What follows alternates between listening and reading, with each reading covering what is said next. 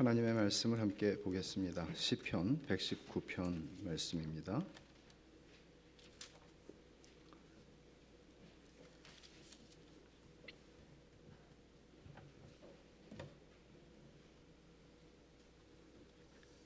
아, 1절부터 8절 말씀까지 우리 함께 교독하겠습니다. 행위가 온전하여 여호와의 율법을 따라 행하는 자들은 복이 있으며 여호와의 증거들을 지키고 전심으로 여호와를 구하는 자는 복이 있도다. 참으로 그들은 불의를 행하지 아니하고 주의 도를 행하는도다. 주께서 명령하사 주의 법도를 잘 지키게 하셨나이다. 내 길을 굳게 정하사 주의 율례를 지키게 하소서. 내가 주의 모든 계명에 주의할 때에는 부끄럽지 아니하리이다. 내가 주의 의로운 판단을 배울 때에는 정직한 마음으로 주께 감사하리이다. 내가 주의 율례들을 지키오리니 나를 아주 버리지 마옵소서. 아멘. 오늘부터 최소 22번 119편 말씀을 상고하려고 생각을 합니다. 기존의 시편 강해를 쭉 하다가 90편 할 차례죠. 근데 건너뛰어서 제가 119편을 하려고 하는 이유를 잠깐 설명을 드리는 게 설교를 들으실 때 더 나을 것 같아요.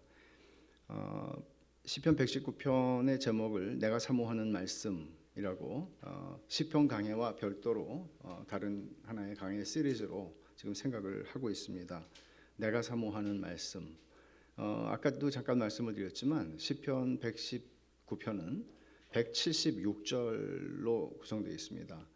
근데 이 가운데에서 한 40절 정도가 사랑하는 말씀, 사모하는 말씀, 주의 말씀을 바라나이다, 이런 주의 말씀을 읊조리나이다, 이런 말씀들이 반복되어 있습니다.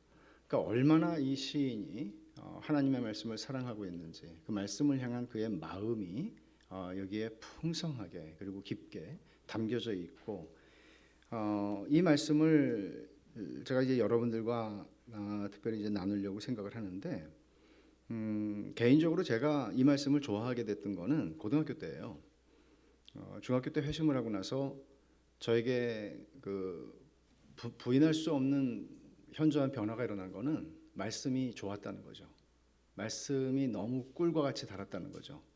그래서 이 말씀을 사랑하게 됐고, 그리고는 119편을 보게 됐는데 이것처럼 제 마음을 잘 설명해 주는 게 없더라고요. 그래서 이거는 정말 진수구나, 이런 시편이 있었다니 하면서 그 긴 시편을 사랑하게 되었습니다.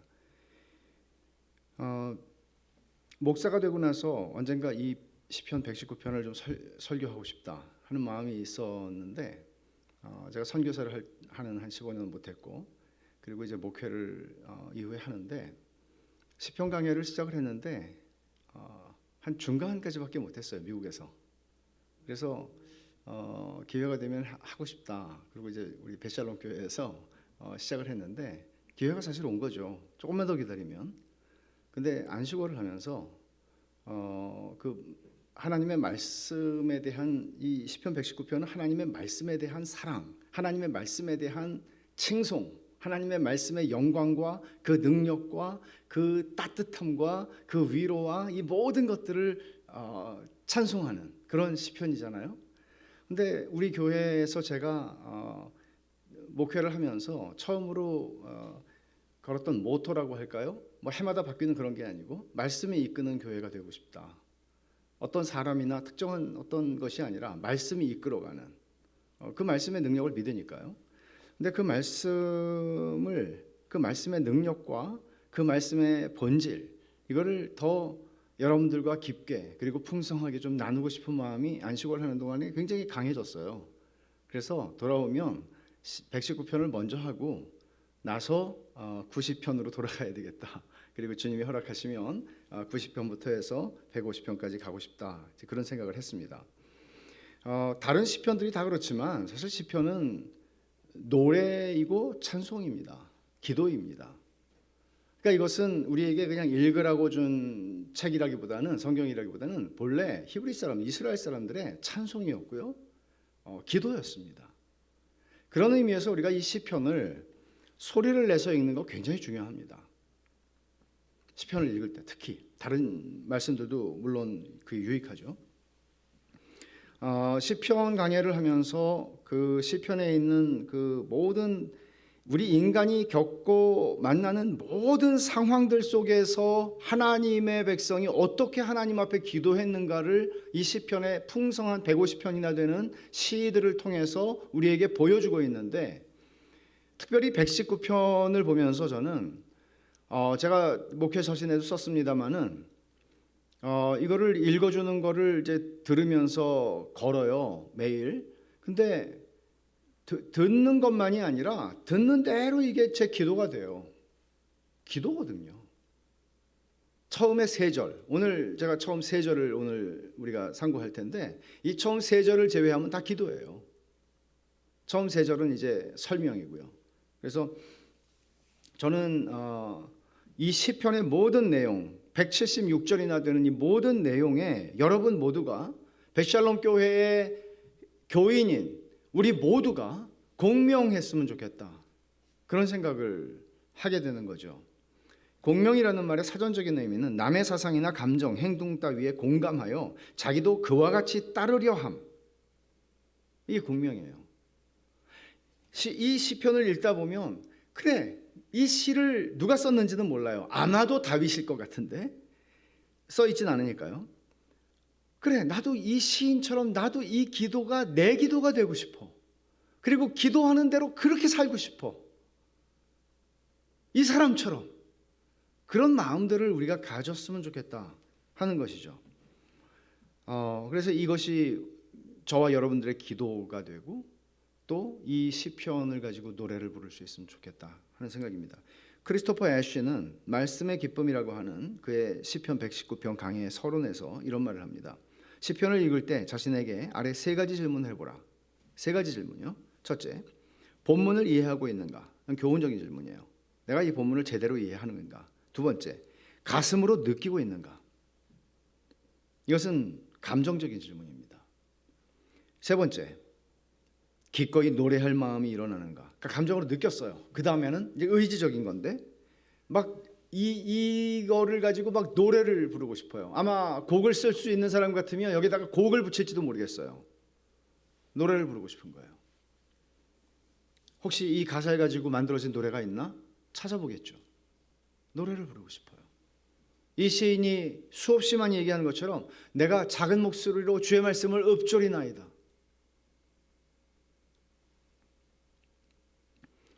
이 세 가지 질문, 이해하고 있는가, 느낄 수 있는가, 노래할 마음이 일어나는가, 이 질문들을 여러분들도 던지면서, 그리고 저도 이런 의도를 가지고 이 말씀을 설교를 하려고 합니다. 그렇기 때문에 제일 먼저 중요한 거는 이 말씀을 제대로 이해하는 거잖아요. 그러니까 제가 여러분들에게 이 말씀의 의미를 잘 이해할 수 있도록 최소한의 설명을 드릴 거예요. 그리고 그것을 어떻게 우리가 적용할 수 있는지도 조금 말씀을 드릴 겁니다. 그러나 중요한 것은, 여러분들이 하셔야 되는 것은 뭔가 하면 이 본문의 내용을 간절한 마음으로 내 가슴 속에 담고 이것을 나의 기도로 삼으려고 하는 것입니다. 수요일 날 제가 설교를 하잖아요. 그러면 수요일 밤에 여러분들이 집에 가서 이걸 가지고 여러분의 기도로 삼고 싶은 마음이 여러분 안에서 막 일어나는 겁니다. 이튿날 아침에 일어났을 때, 목요일 아침에 이 가사들이 생각나고 이걸로 내가 노래를 부르고 싶은 그런 심정들이 일어나는 겁니다. 이게 굉장히 좀 시의적절하고 의미가 있다고 생각하는 것은, 우리가 말씀이 스며드는 기도라고 하는 우리 여러 지체들이 정말 수고해서 타이핑을 하고 그래서 그것을 아침마다 나눕니다. 왜 그걸 합니까? 우리의 기도는 그냥 제멋대로 내가 원하는 대로 드리는 것이 기도가 아니라, 사실은 주의 말씀이 그 말씀이 우리의 기도가 돼야 된다는 거란 말이에요. 그 훈련을 하자는 거란 말이에요. 어색하게 느껴지고 좀 힘들지만 그거를 따라 읽으면서 내 기도가 되게 하는 그 애씀, 노력들. 근데 오늘 이 시편 119편 강해도 오늘 시작하는 이것도 사실은 같은 맥락에서 이 시편의 기도가 우리의 기도가 되게 하는 것, 그런 의미에서 굉장히 더 의미가 있다는 생각을 합니다. 이 119편은 교회 역사에서 많은 하나님의 사람들이 찬사를 아끼지 않았던 특별한 본문입니다. 몇 가지만 소개를 드리면 아우구스티누스는 시편 강해를 다 마치고 나서 마지막에 119편을 강해를 했어요. 150까지 하고 119편 빼놓고 마지막에 했어요. 그 이유를 이렇게 설명합니다. 시편 119편에 관해 생각할 때마다 나는 항상 내 사고력과 역량의 한계를 느꼈다. 이 말씀을 보고 저는 나는 뭐지? 그런 생각을 했어요. 이 천재가 자기 한계를 느꼈다고. 19세기 초에 탁월한 선교사였던 헨리 마틴은 자기의 일기에 이런 글을 남겼습니다. 시편 119편의 어떤 부분을 배우면 경건에 힘을 얻는다. 저녁에 시편 119편을 읽음으로 더 자라나는 느낌을 받는다. 대개 그 시편 읽기가 영의 생각의 구조로 마음을 돌려준다. 내 생각이 어떤 유익하지 못한 것을 생각하면 불만이 들어오기 시작한다. 하지만 시편 119편의 한 대목을 읽으면 다시 회복된다. 참으로 시편 119편은 매우 엄숙하기 이를 데 없다. 헨리 마틴은 31살에 열병으로 지금의 이란에서 복음을 전하다가 주님께로 간 사람입니다. 젊은 사람이죠. 19세기의 영국 성공회의 선교 지도자였던 헨리 벤이라고 하는 분은 이런 고백을 합니다. 제 자신의 마음에 기도의 정신이 메말라 있다고 여길 때마다 이 시편으로 저는 돌아가곤 합니다. 그러면 결국 마음의 불이 다시 일어 기도할 수 있게 됩니다. 여러분들은 어떻게 들으세요, 이 말씀을? 그러니까 내 기도가 좀 메마른다는 느낌이 들면 헨리 벤은 시편 119편으로 돌아가서 이 말씀을 읽었다는 거예요. 그러면 다시 내 안에 기도의 불이 일어났대요. 한편으로 저는 최근에 이런 경험을 조금이나마 했기 때문에 여러분 모두가 이런 은혜를 헨리 벤이 고백하는 것과 같은 그런 것을 여러분들도 다 경험을 하셨으면 좋겠습니다. 이런 고백을 한 것은 목사들만이 아니었습니다. 19세기 영국의 위대한 정치가인 윌리엄 윌버포스는 일기에 이렇게 썼습니다. 오늘 하이드파크 코너에서 걸으면서 큰 위로 가운데 시편 119편을 반복해서 읽었다. 윌리엄 윌버포스는 모든 그리스도인 정치인들의 모범이 되는 사람 아닙니까? 영국의 경제의 가장 큰 몫을 차지했던 수입에 노예무역 폐지를 주장해왔고 그 일생 동안 그 싸움을 했고 결국에는 죽기 전에 노예무역을 폐지시키는 국익에 손해가 되는 일을 하나님 나라를 위해서 신실하게 그리고 그것이 영국을 위한 일이라고 확신했기에 그 일을 이루었던 인물입니다. 그 정쟁 속에서 그는 119편을 통해서 큰 위로를 얻었다고 얘기를 합니다. 이들보다 앞서서 목사들의 목사로 불리는 찰스 브리지스는 33살에 시편 119편으로 연속 설교를 했습니다. 저는 이분의 시편 119편 설교가 우리말로도 번역이 되어 있고 이거는 고전 중에 고전이죠. 찰스 브리지스는 목사들의 목사라고 일컬어지는 분인데 이분이 언제 이 설교를 했는지는 몰랐었어요. 근데 제임스 보이스 목사님의 책을 보면서 33살에 이 설교를 하다니 이런 얘기를 하더군요. 오늘 설교 준비를 다 끝내고 제임스 보이스의 책을 읽고 있는데 그런 이야기가 있었어요. 33살에 그는 이렇게 말합니다. 이 시편은 하나님의 일들을 깊이 배우고 오랜 믿음의 삶과 행보 속에서 실천한 사람의 일기이기도 합니다. 이 119편이요.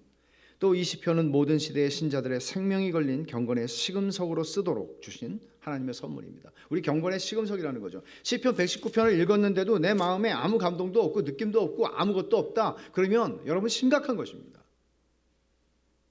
헨리 벤처럼 내가 기도가 메마른다고 느낄 때 시편 119편을 읽으면서 내 영혼이 다시 살아나는 것 같이 느낀다면 좋습니다. 시금석으로 주었다. 시편 119편의 이런 진가를 알았던 필립 헨리는 자기의 이 17세기 분인데요. 자기 어린 자녀들에게 이렇게 가르쳤습니다. 너희는 매일 아침 시편 119편의 한 구절씩을 묵상하거라. 그러면 1년에 그 시편 전체를 2번 묵상하는 셈이다. 176절이니까 합치면 160개 되잖아요. 150 얼마? 356 정도 되죠. 그렇게 하다 보면 성경의 나머지 책들과 사랑에 빠지게 될 것이다. 그래서 필립 헨리는 자기의 자녀들에게, 그래서 그 딸도 자기 일기에 쓴 게 있고 그 아들도 쓴 게 있는데요. 어린아이들이 해마다 시편 176편의 말씀을 2번 묵상을 한 거죠. 해마다. 그리고는 성경과 사랑에 빠질 것이라는 아버지의 말이 맞았어요. 왜냐하면 필립 헨리의 아들로 그 유명한 그 불후의 성경 주석을 쓴 매튜 헨리가 필립 헨리의 아들이거든요.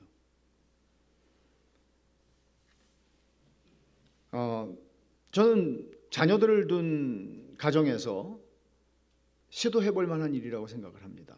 이 기회에. 그리고 격려하기 위해서 제가 한 분의 이야기를 더 전하고 싶습니다. 19세기 영국의 예술 평론가였던 존 러스킨이라고 하는 분은 어린 시절에 엄격한 어머니 밑에서 자라났는데 어머니가 시편의 그 중요한 시편들을 다 암송을 시켰다고 그러는 거예요. 그래서 시편 119편은 23편이야 쉽지만 119편은 얼마나 힘들었겠어. 176절인데. 그래서 아주 증오를 할 만큼 싫었대요. 119편은. 근데 존 러스킨이 성인이 돼서 후일에 그가 회고하며 한 말입니다. 어린 시절 어머니가 가르쳐 주신 성경 중에서 가장 힘들었고 심지어 혐오스럽기도 했던 부분인 시편 119편이 지금은 내 인생의 가장 소중한 부분이 되었다는 게 놀랍습니다. 119편은 하나님의 율법에 대한 넘치고도 영광스러운 사랑의 열정으로 제게 가장 소중한 말씀이 되었습니다.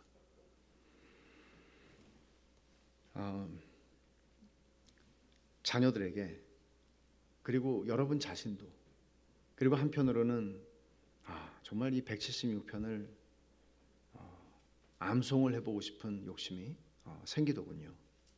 한번 해봅시다. 이 176편, 176절인 이 119편은 성경에서 여러분 알다시피 제일 긴 장입니다.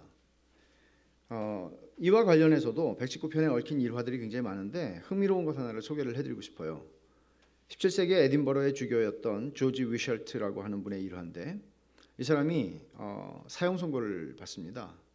그리고는 이제 교수대 밑에서 이제 발판 위에 서가지고, 그 당시에 이제 영국에서는 사형 집행을 당하는 이 죄수에게 자기가 원하는 시편의 한 시편을 하나 원하는 것을 말하면 읽어줬다고 그래요.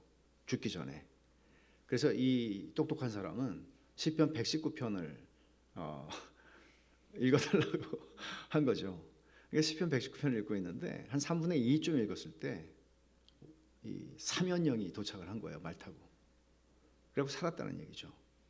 그래서 이 사람의 일화는 성도를 구원하시는 하나님의 그 신비한 섭리의 예화로 많이 알려져 있는데 실상은 좀 다르답니다.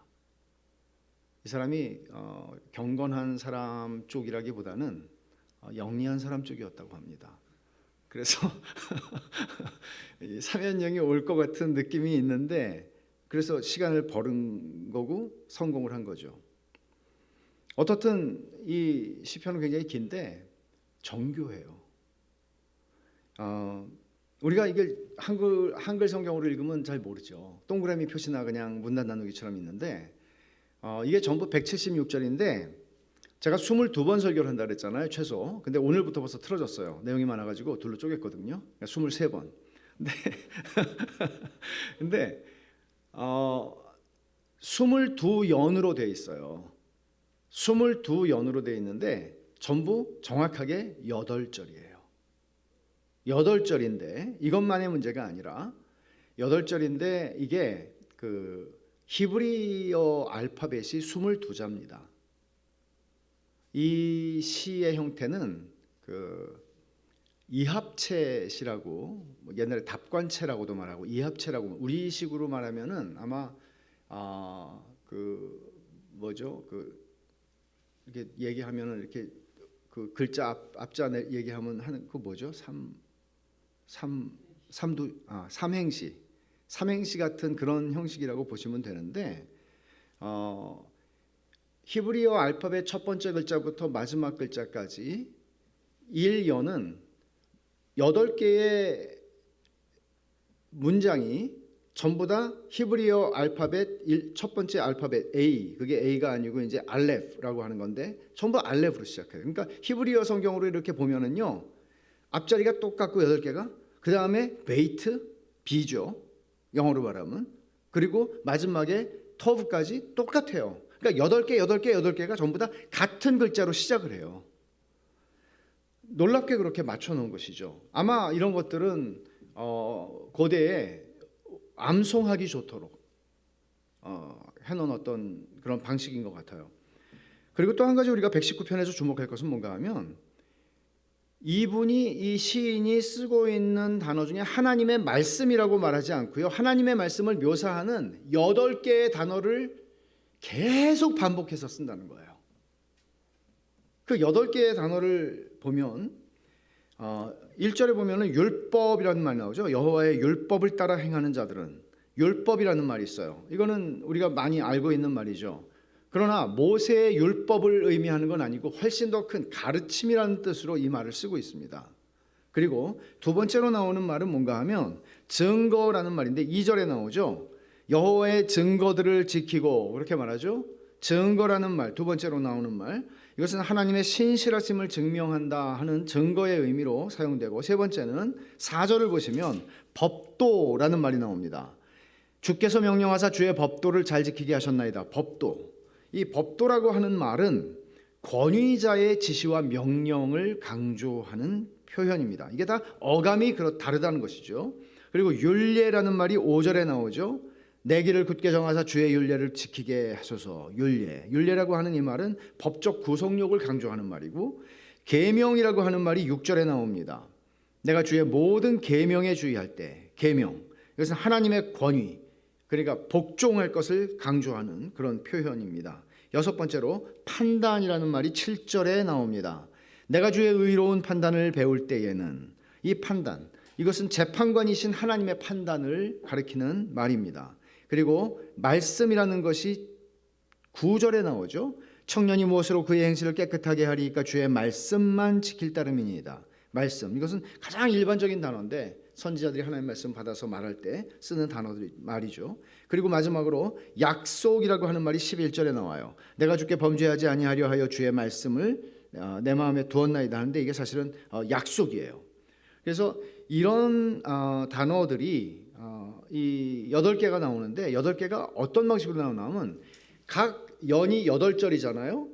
근데 8절에서 이 8개의 단어가 다 나오는 경우도 있고, 적어도 최소한 6개 이상이 쓰여요.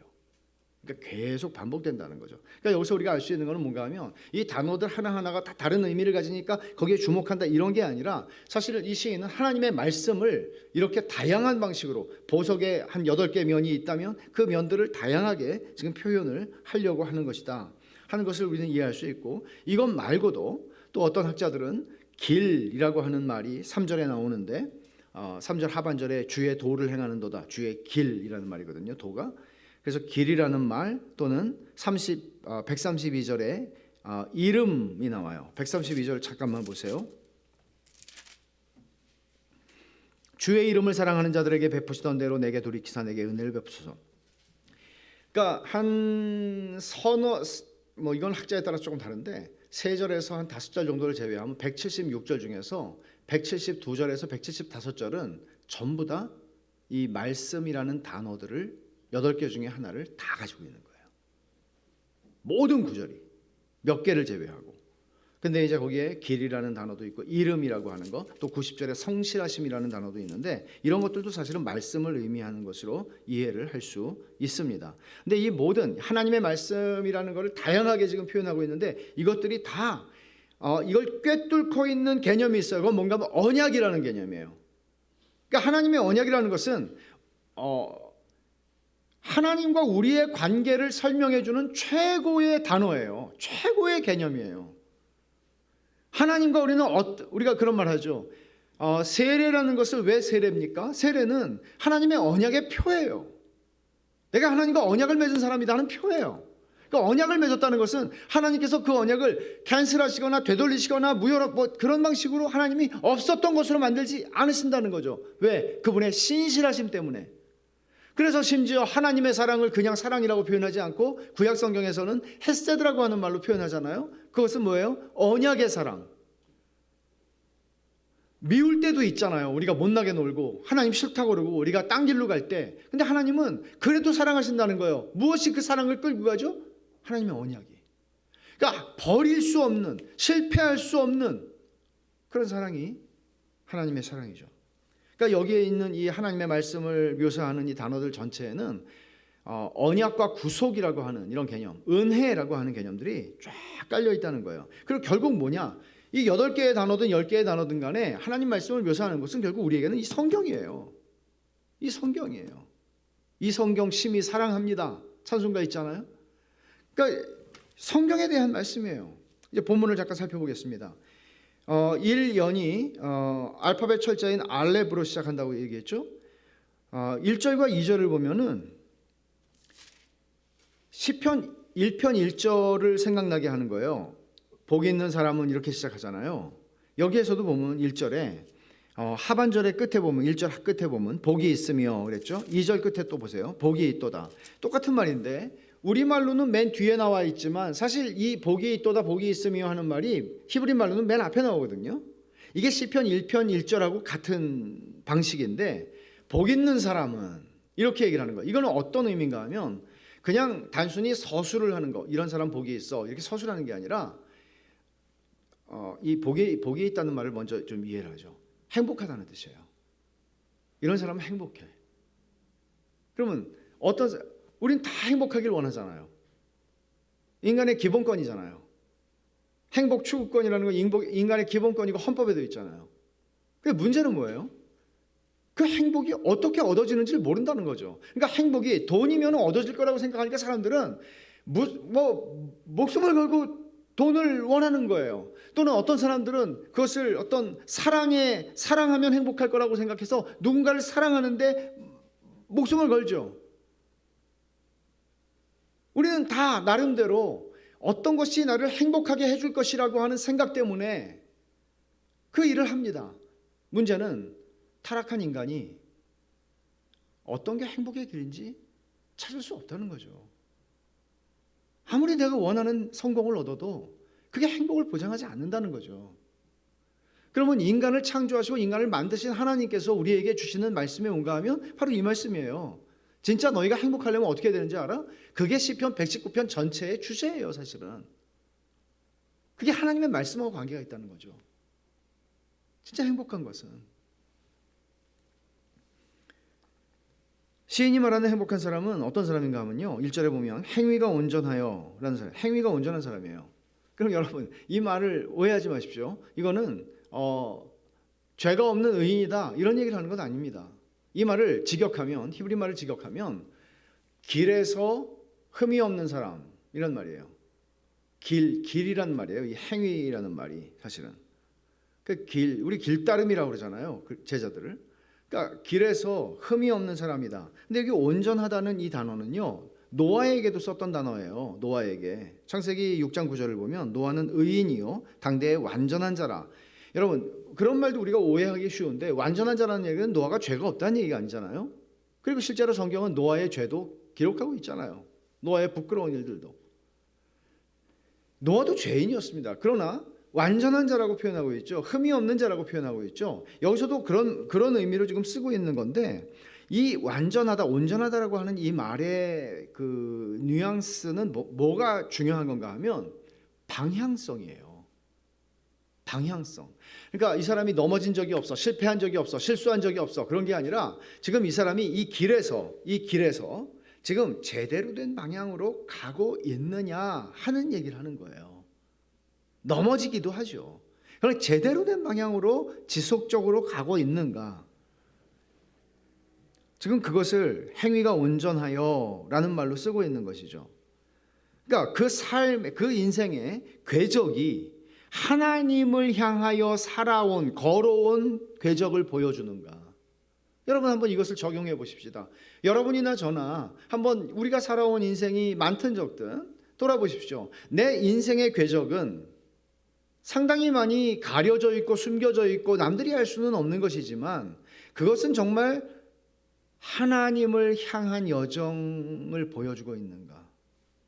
내 인생의 궤적은 하나님을 향한 것이었음을 보여주고 있는가? 내 인생의 중요한 결정을 했을 때 그것은 하나님을 향한 나의 몸부림이었는가? 하나님을 향해서 나는 그 결정을 했는가? 하나님은 내 인생의 여정에서 어떤 분이셨는가? 이런 생각들을 우리 해볼 수 있습니다. 그리고 또 하나, 행위가 온전하다라는 말을 이제 부연합니다.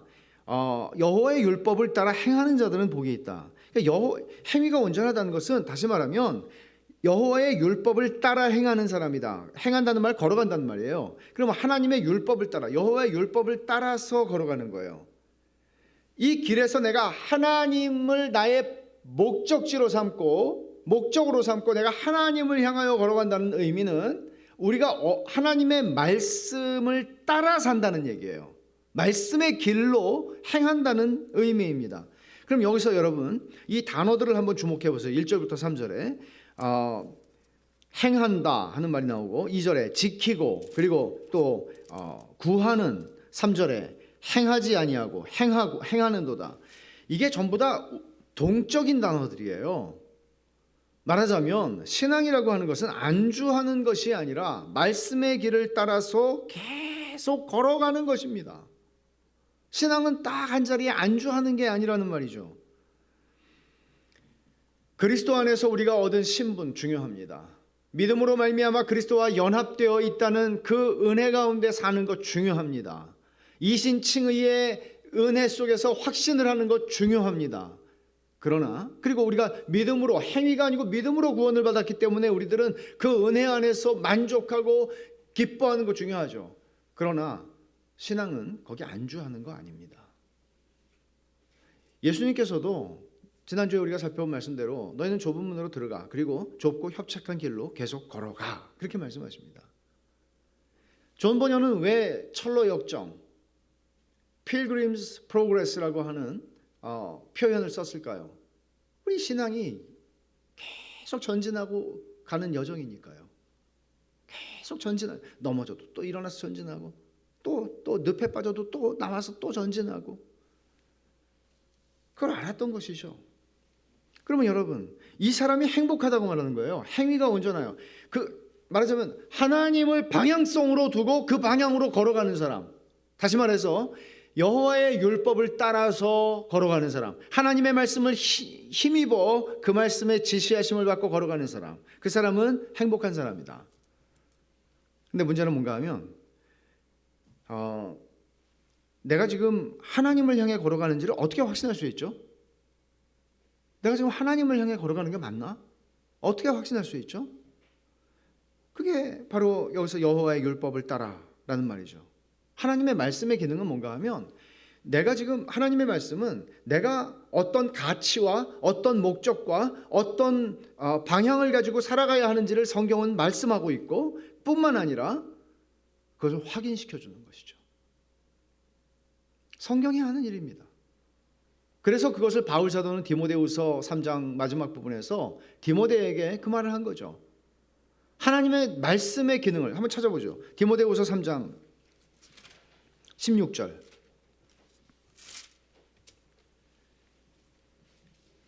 바울 사도가 디모데후서 3장 16절에서 모든 성경은 이라고 말했을 때, 이 성경은 구약 성경입니다. 모든 성경은 하나님의 감동으로 된 것으로, 첫째 교훈과, 이게 뭐예요? 조금 아까 그 8개의 단어 중에서 얘기하자면 인스트럭션이라고 하는 뜻, 교훈하는 거, 그게 율법이라는 말이 강조하는 거거든요. 교훈과, 그러니까 이 길로 가 이렇게 얘기하는 거죠. 저 길로 가 얘기하는 거죠. 그 다음에 우리 잘못 간단 말이에요. 그럼 잘못 가면 어떻게 해요? 책망을 해요. 그리고 책망하고 끝나는 게 아니고 다시 교정시켜주는 거죠. 바르게 함이 있는 거죠. 그 다음에 그 길로 계속 걸어갈 수 있도록 의로 교육하기에 유익하니 이는 하나님의 사람으로 온전하게 하며 모든 선한 일을 행할 능력을 갖추게 하려 함이라. 뭐가? 모든 성경이 그 일을 한다고요. 그래서 2절에서 말하는 것은 여호와의 증거들을 지키고 전심으로 여호와를 구하는 자는 복이 있도다 라고 말하죠. 그러니까 복 있는 사람, 행복한 사람이 어떤 사람이냐? 행위를 1절에서 말했다면 2절에서는 그 행위가 어디로부터 나오는 것인가를 얘기하는데 그게 내면에서부터 나오는 흘러나오는 것이라는 사실을 보여줍니다. 겉과 속이 같은 사람이죠. 복 있는 사람의 행함은 전심으로 여호와를 구하는 마음에서 나온 겁니다. 전심으로, 이 말 주목합시다. 이건 나누어지지 않은 마음입니다. 전심으로. 오늘날 좀처럼 강조하기 어려운 말입니다. 왜냐하면 지금처럼 우리 시대는 너무나 산만한 시대고 우리는 정말 너무나 많은 관심사 속에 살아가고 있고 우리의 마음과 생각을 빼앗아가려고 준비하고 있는 것들이 이 세상에 너무나 많고 매력적입니다. 그러니까 우리는 여기에 조금 우리의 마음을, 여기에 조금, 저기에 조금 이렇게 하면서 살아가는 시대를 우리는 살고 있습니다. 심지어 신앙생활에 있어서도 하나님을 향한 것이나 우리의 신앙의 영역에 있어서도 우리는 전심으로라는 말을 잘 쓰지 않습니다. 실제로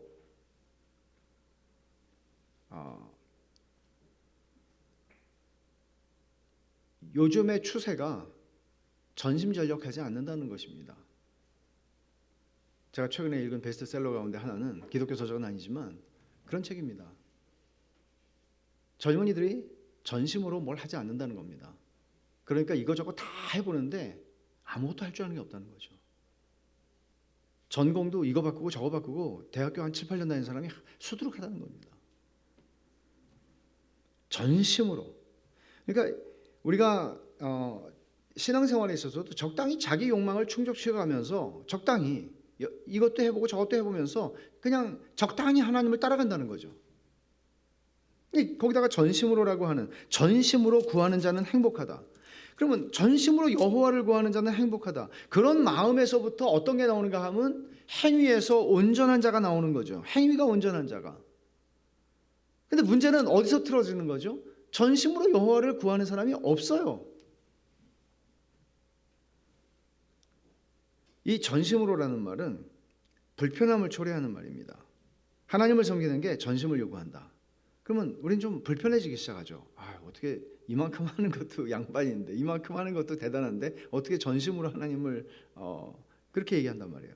호세아 선지자 이렇게 말합니다. 그들이 두 마음을 품었으니 이제 벌을 받을 것이라. 호세아 10장 2절. 두 마음을 품어서 하나님이 벌을 하실 것이라. 에스겔 선지자의 말입니다. 그 입으로는 사랑을 나타내어도 마음으로는 이익을 따른다. 두 마음이라는 거죠. 주님 자신이 어떻게 말씀하셨어요? 너희는 하나님을 사랑하되 마음을 다하고 목숨을 다하고 뜻을 다하고 힘을 다하여 주 너희 하나님을 사랑하라. 이거보다 더 센 말이 어디 있어요? 전심으로를 표현해 줄 수 있는 이거보다 센 말이 어디 있습니까? 하나님은 전심으로 섬기고 전심으로 구해야 할 대상이다. 하나님은 너희가 그냥 조금 마음을 표현해 주고 조금 그냥 그저 늙으신 부모님께 용돈 드리는 것처럼 조금 헌금하고 그렇게 하는 대상이 아니야. 주님 그렇게 말씀하시는 거잖아요. 그러면 우리는 어떻게 반응하겠습니까? 너무 극단적이야. 요즘에 어떻게 그렇게 할 수가 있어? 근데 지금 시인이 말하는 거는 행복한 사람 말하는 거잖아요. 복 있는 사람, 행복한 사람. 그러니까 두 마음을 품지 않고 전심으로 여호와를 구하는 사람, 그 사람은 행위가 온전한 사람이고 여호와의 율법을 따라 사는 사람이야. 그 사람은 진짜 행복해라고 말하는데, 다시 말하면 우리의 불행함은 왜 그렇습니까? 전심으로 여호와를 구하지 않아서 불행하다는 얘기예요. 이게 우리를 창조하신 하나님이 하시는 말씀이에요. 예레미야 선지자는 이렇게 말합니다. 너희가 온 마음으로 나를 구하면 나를 찾을 것이요 나를 만나리라. 너희가 온 마음으로 나를 구하면 나를 찾아낼 것이고 너희가 나를 만날 거야. 온 마음으로 하면.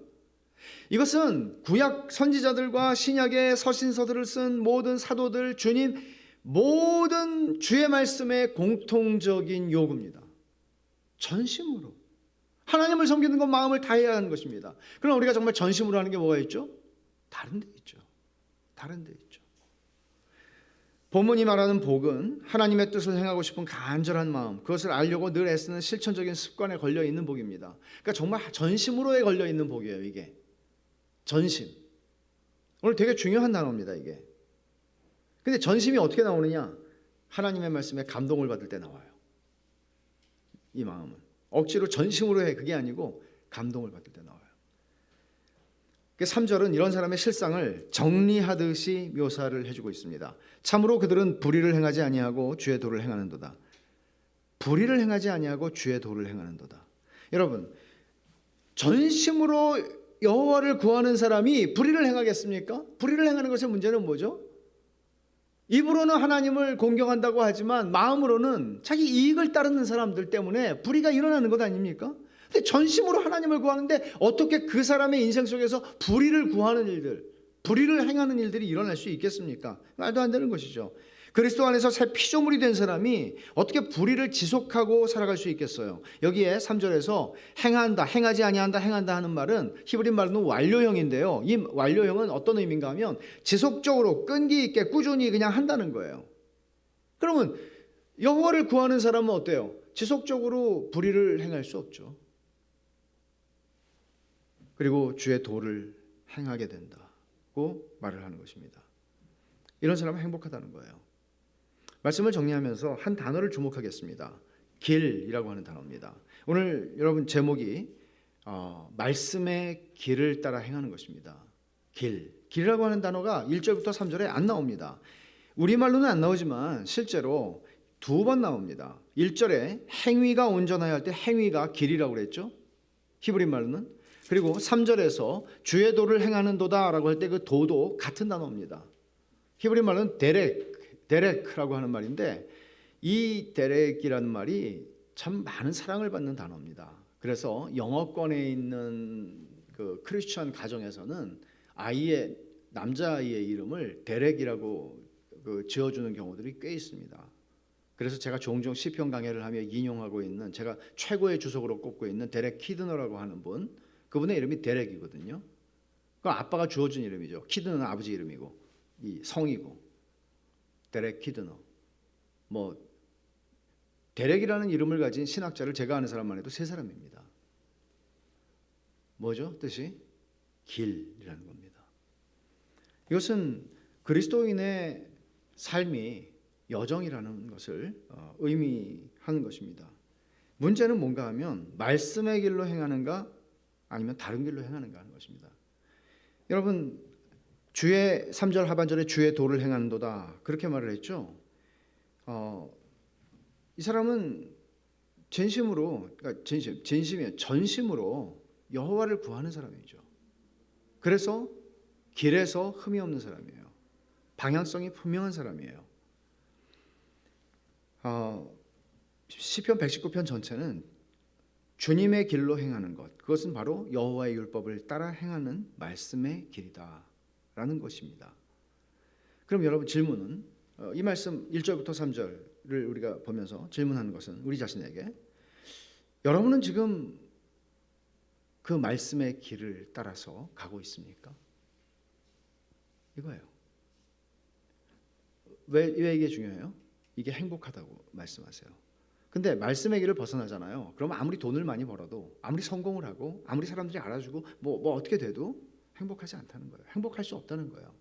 여러분 그런 예를 들어서 참 안 됐습니다만은 빌 게이츠 같은 사람 보십시오. 얼마나 작년까지만 해도 존경을 받았습니까?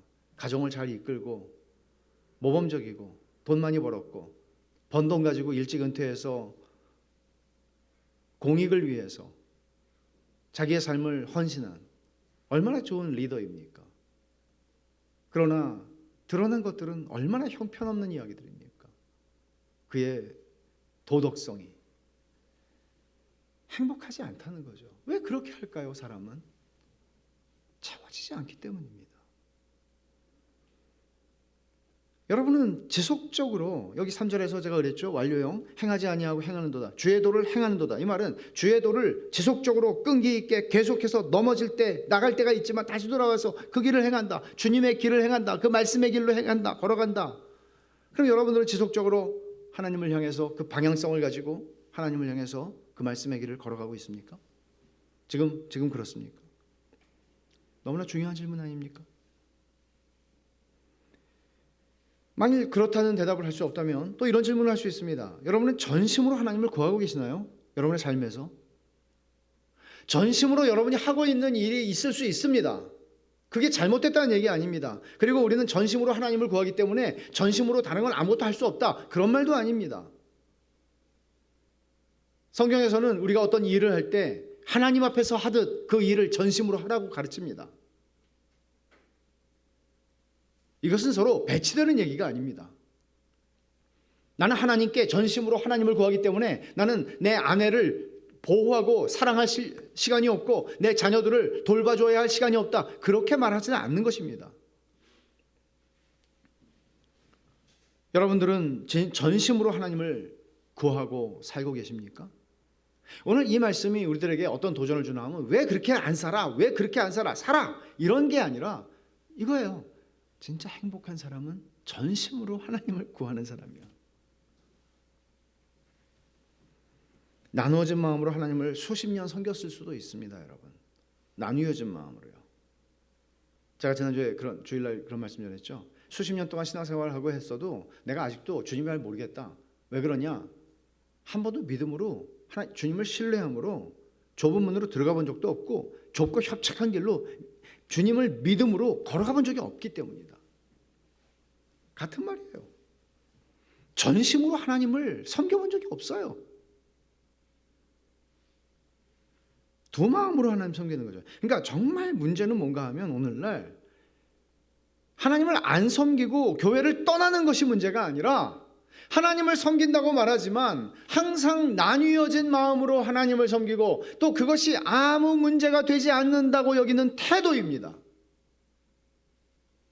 이게 심각한 것이죠. 그래서 시편 119편 기자는 113절에서 이렇게 하나님을 대신해서 말합니다. 내가 두 마음 품는 자들을 미워하고,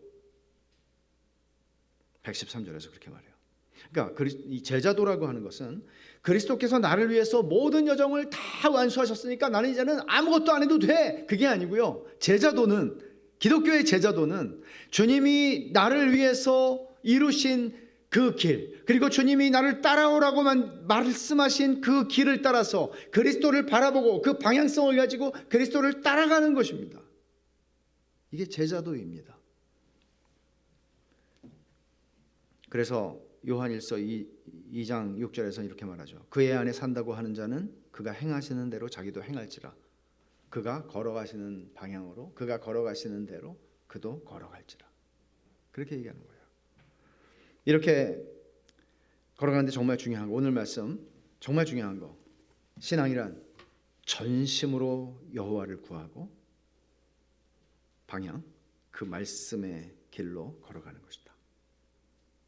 그럼 여러분, 다시 묻습니다. 여러분들은 이 말씀을 들으면서 전심으로 여호와를 구하고 싶은 마음이 여러분 안에 생기시나요? 아, 내가 정말 너무 나누어진 마음으로 내가 주님 섬긴 거 아닌가? 이런 생각을 하시나요? 전심으로 내가 주님을 구해야겠구나. 그리고 내가 말씀의 길로 걸어가야지. 그 분명한 방향성을 확인하시나요? 그렇다면 그런 사람들을 향한 주님의 약속이 여기 있습니다. 이사야 30장 21절에 이렇게 말씀해요. 너희가 오른쪽으로 치우치든지 왼쪽으로 치우치든지 네 뒤에서 말소리가 내 귀에 들려 이르기를 이것이 바른 길이니 너희는 이리로 가라 할 것이며. 그러니까 이거예요. 우리는 앞에 판단하죠. 아, 이 길은 너무 힘들 것 같아. 이 길이 넓고 좋아. 이 길로 가요. 우리 눈으로 보니까. 근데 지금 이사야 선지자를 통해서 주신 약속은 뭔가 하면 너희 뒤에서 내가 말할게. 너희는 눈으로 보는 걸로 판단하고 살지 말고, 롯이 그렇게 했잖아요. 보니까 에덴 동산 같이 좋아 보여서 갔잖아요. 그러지 말고 하나님이 뒤에서 거기 아니야, 오른쪽 아니야, 이쪽이야, 말씀으로 우리를 인도하시겠다고 하셨어요. 근데 굉장히 인상적이에요. 뒤에서. 그러니까 우리는 귀를 열어야 돼요. 하나님이 말씀하시는 걸 들어야 돼요. 우리의 마음이 분산되어 있고 나눠져 있으면 주의 말씀을 집중해서 들을 수가 없어요. 말씀하셔도 소음에 갇혀버려요.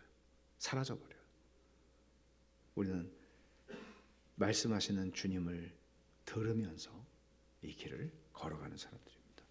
그 사람들이 어떻다고요? 복 있는 사람이라고. 이제 우리는 오늘 3절까지가 기도가 아니에요. 4절부터 이제 기도예요.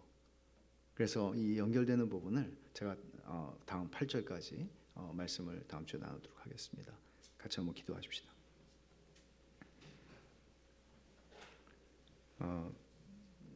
여러분, 오늘 이 말씀을 들으시면서 두 가지만 기억을 하십시다.